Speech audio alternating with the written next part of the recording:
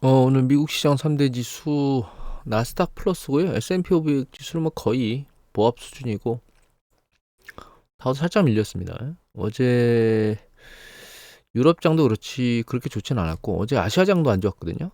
근데 우리나라는 그나마 버텼습니다. 미국장도 중국장도 빠졌는데 우리나라는 플러스로 끝났어요.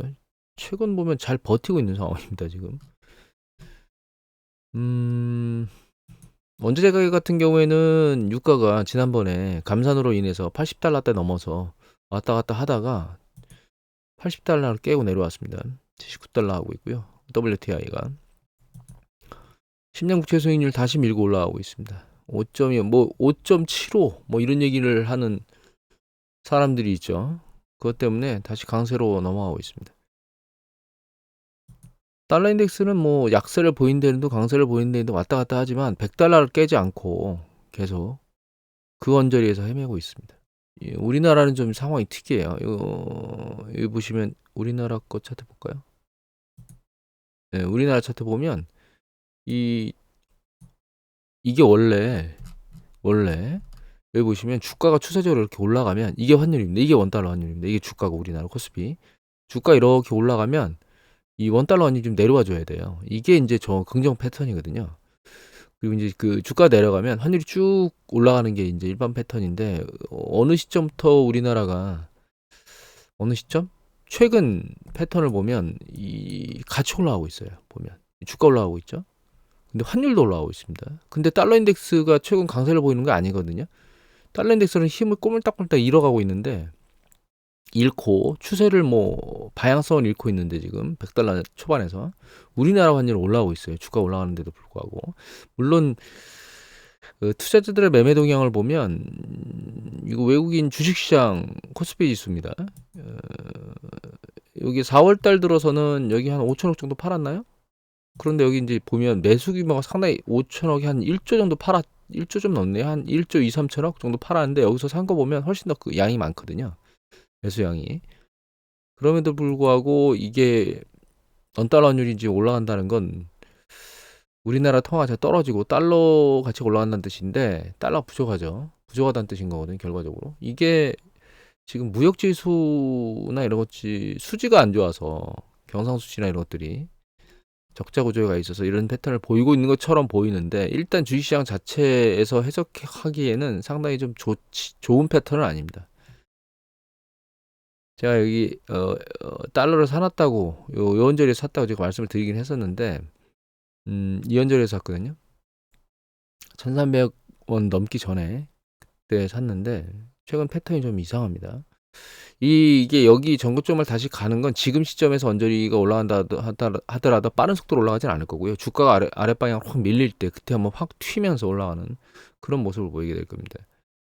만약에 나중에 S&P 500 지수의 ETF나 그 나스닥 ETF를 주가가 확 밀렸을 때 저점에서 사려면 지금 달러로 환전해 놔야 됩니다. 그 시점에 그냥 확 밀린 다음에 사겠다고 얘기를 하시게 되면 이 환율이 쭉 올라간 다음에 그러니까 환차선을 보고 그 환전을 한 다음에 SPY나 QQQ를 사러 들어가야 되거든요.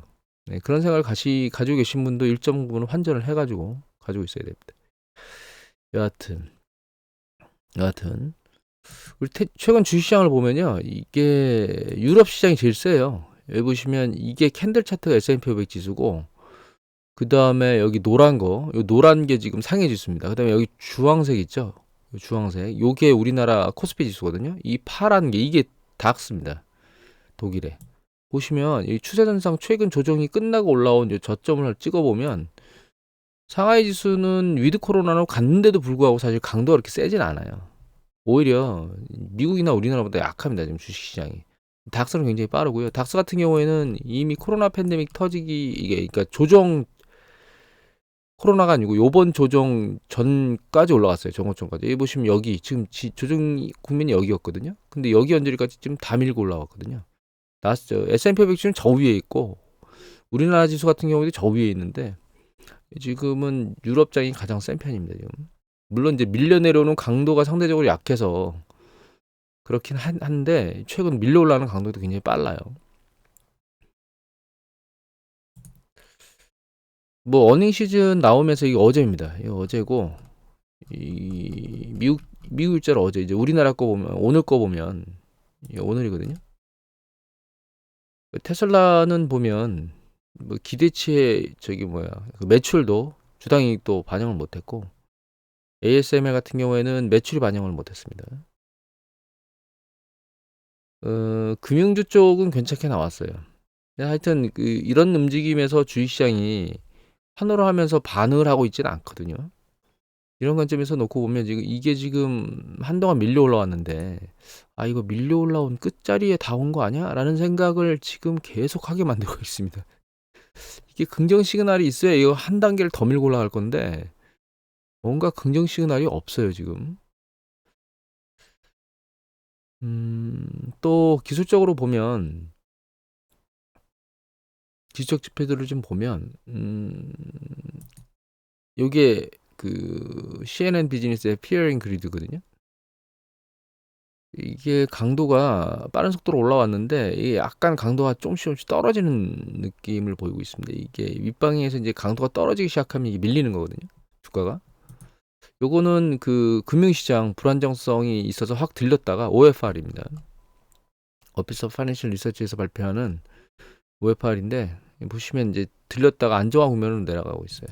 이거 시카고 연준에서 발표하는 NFCI도 긴장 국면에서 완화되고 있는데 특이한 거 좀 봐야 될 거는 특이하기보다는 이게 빅스 지수거든요. VIX 이게 VXN 이게 나스닥 100 지수 변동성 지수인데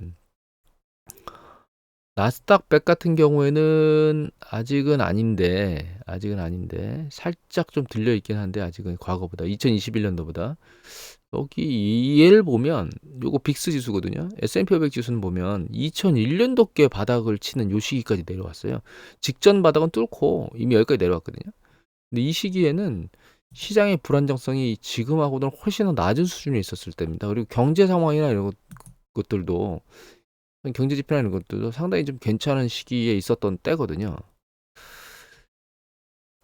그 정도 수까지 이게 빅스 지수가 내려왔다는 얘기는 일단 꽤 많이 올라왔다는 얘기입니다. 재반 여건상 요 직전에 추세적으로 내려왔던 시기보다 훨씬 더 많이 내려왔다는 얘기고 그런 관점에서 놓고 보면 얘가 이제는 얘가 이제 정점 두들겨 맞고 밑으로 내려와야 될 때가 된 거 아니야? 요런 모습을 요런 상황이 된 거 아니냐?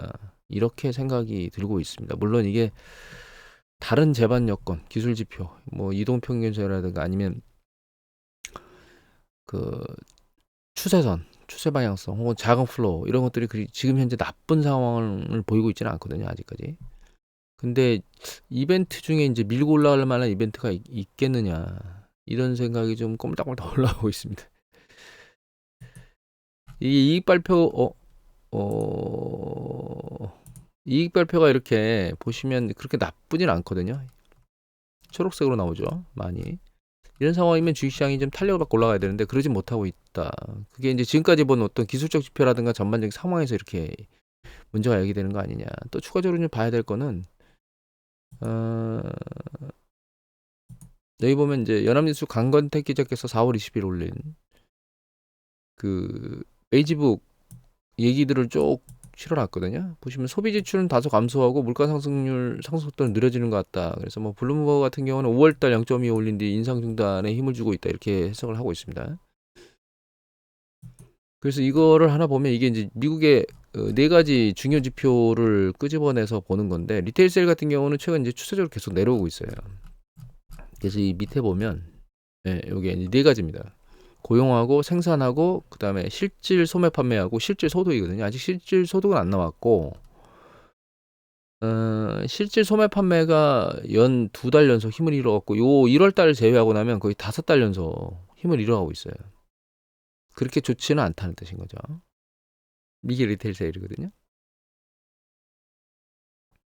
물론 여기 보면 인더스트리얼 프로덕션 산업 생산이 이렇게 추세적으로 적대나 올라갔지만 제가 이미 데이터를 보여드렸지만 그 가동률이나 산업 생산에서 제조업하고 광업은 힘을 잃어가는 패턴을 보이고 있는 것 같고 잠깐 반등했었습니다. 반등했다가 힘을 잃어가는 것 같고 다만 요번 달 같은 경우에는 그 가스하고 전력 쪽에서 반등하는 것만 보였기 때문에 사실 실질적으로 산업 생산이 늘어나고 있느냐 그렇게 보기는 좀 쉽지 않다. 어렵다. 이렇게 지금 말씀을 드렸거든요. 가동률도 마찬가지입니다. 그래서 미국 경제가 조금씩 수그러지고 있는데 그 강도가 아직은 탄력을 받고 있지는 않은 상황이다. 근데 이게 탄력을 받기 시작하면 하반기로 가면 갈수록 이게 지표가 안 좋아지게 나올 것 같다. 이렇게 생각을 하고 있는 겁니다. 대충 이 정도 얘기하고요. 뉴스 기사 좀 몇 개 보면 그 삼성이 마이크로소프트 빙을 검색 엔진으로 쓰겠다 뭐 이런 얘기들이 있었잖아요. 구글에서 사실 폴더블 폰 낸다고 지난번에 얘기를 했었던 거에 삼성이 도발을 했던 건지 하여튼 양쪽이 지금 뭔가 다른 쪽 밥그릇에 숟가락을 남 밥상에 숟가락을 올리는 행위를 하고 있습니다. 삼성은 숟가락 올리는 건 아니죠. 구글에 올리려고 하고 있고 삼성은 구글의 밥그릇을 좀 다른 사람한테 넘겨주려고 하고 있는 거죠. 서로 이제 맞붙었다. 그리고 삼성께 또 하나 있는데 요거는 고석현 기자께서 중앙일보에 올리셨습니다. 4월 20일 삼성전자 스마트폰 1위 탄원했다 이렇게.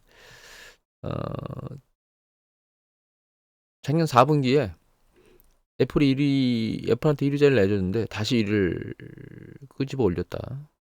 이 시장 스마트폰 시장은 지금 그 포화돼서 성숙 국면이기 때문에 자리 다툼을 할 뿐입니다. 큰 의미가 있지는 않아요, 사실은. 근데 이제 그 아이폰에 철벽이 좀 있잖아요. 아이폰 사용하시는 분들이 일정 부분에 그 철벽을 쌓고 있는데 그 부분을 그 아성을 삼성전자가 깨야 확고한 자리를 아마 차지할 수 있지 않을까 그렇게 생각합니다. 테슬라가 여기 보시면 1분기 실적 발표 전날 또 계속 가격을 인하하고 있거든요. 테슬라 순이익 24% 급감했죠. 지난번에 제가 테슬라가 한번 $100까지 내려갔을 때 반등해서 상당히 많이 올라 $200 갈 수 있다라는 얘기를 잠깐 드렸었는데 $200 갔다가 그 뒤로 추세 상승은 쉽지 않다라고 말씀드리고 지금 멈춰 있죠. 계속 지금 가격을 깎고 있거든요. 치킨 게임을 하고 있는 겁니다.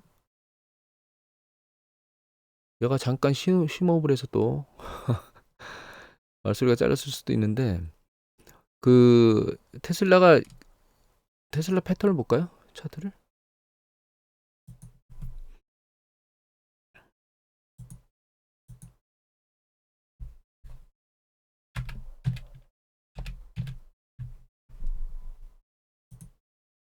네, 테슬라 차트 이건데 지금 테슬라가 이게 여기까지 회복이 문제가 아니고 얘가 지금 밑으로 밀려 내려올 거라는 생각을 전 하고 있거든요. 머리를 드는 게 아니고 지금 정책을 보면 주식에는 신경 안 쓰고 있습니다. 테슬라 일론 머스크가 어디 신경 쓰고 있느냐?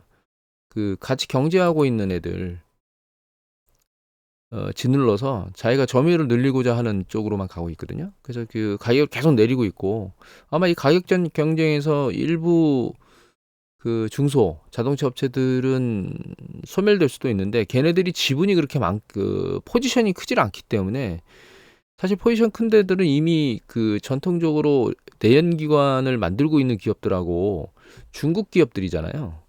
그래서 포지션을 급격히 늘리거나 그러지는 못할 겁니다. 제 생각에는 긍정적이지는 않은 것 같아요, 얘가.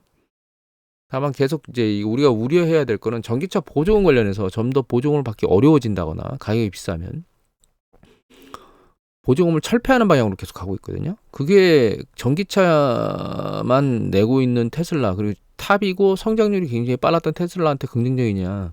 제가 보기엔 상당히 부정적이라고 보고 있고요. 그래서 테슬라 같은 경우에는 일단 한 번 더 세게 밀릴 가능성이 높다고 보고 있습니다. 그래서 특히 이번에 경기 수축이나 이런 것들이 발생하게 되면 이것도 한번 다시 훅 가면 그 시기가 테슬라를 장기적 관점에서 사서 혹시 들고 있을 만한 시기가 되지 않을까 이런 생각을 하고 있습니다. 테슬라가 없어지진 않을 겁니다. 글로벌 탑이 전기차 탑이기 때문에 없어질 거라는 생각은 아예 접으셔야 될 것 같고 전기차는 계속 가는 산업이기 때문에 계속 생존해 있을 거라고 보입니다. 그리고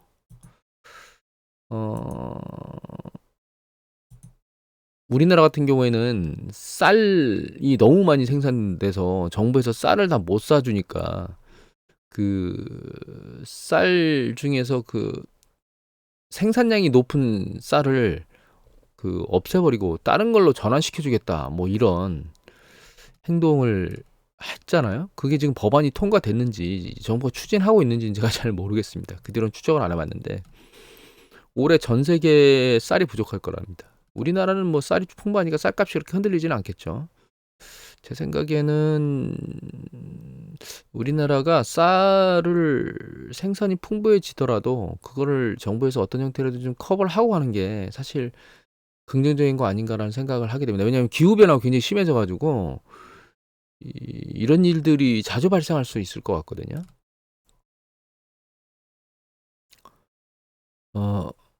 일단은 주식시장이 상당히 많이 밀려 올라왔고 그 올라온 것 때문에 언제 머리를 수그리고 내려가도 사실 할 말이 없는 그런 시기에 와 있습니다. 다만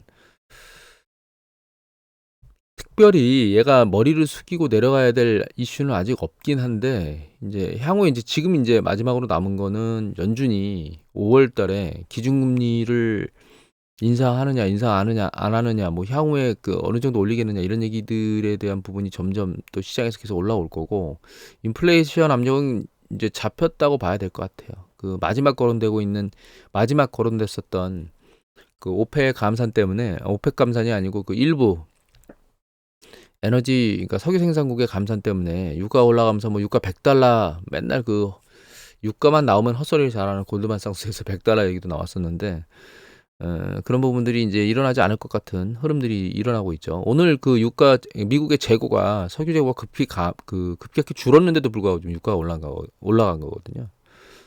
그래서 인플레이션 압력은 잡혔고 5월 달에 마지막 금리 인상이 끝나고 나면 아마 금리 인상을 안 할 것 같은데 그 시기에 주식시장이 이제 그걸 어떻게 받아들이고 반응하느냐가 이 마지막 밀려 올라가는 끝자리가 아닐까라는 생각을 하고 있습니다. 그래서 살얼음판을 걷는 것 같다라는 얘기를 드렸는데 우리나라가 이제 지금 머리를 꼴딱꼴딱 대고 들려 올라가고 있고 주식시장이 그나마 잘 버티고 있잖아요.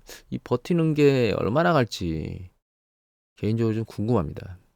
오늘 이것으로 마치도록 하겠습니다.